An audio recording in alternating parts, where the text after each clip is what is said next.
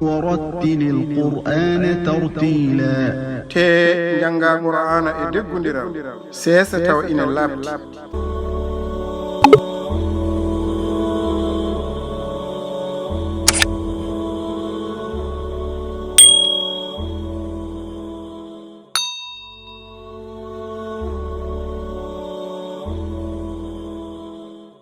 أقم الصلاة لدلوك الشمس إلى غسق الليل وقرآن الفجر إن قرآن الفجر كان مشهودا ñeɓnu njuul so naange nge weltoyi ha mutam niɓɓel jamma e jangugol qur'ana wendo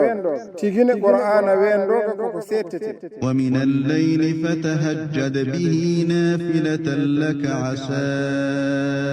أن يبعثك ربك مقاما محمودا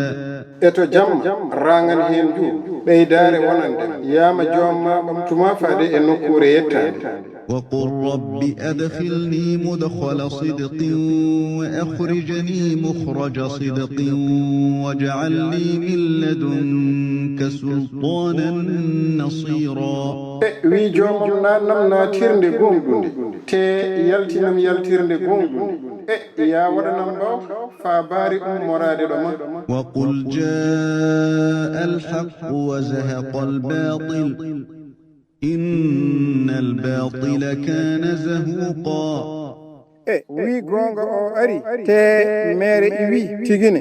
mere nde wonno ko iwore وننزل من القرآن ما هو شفاء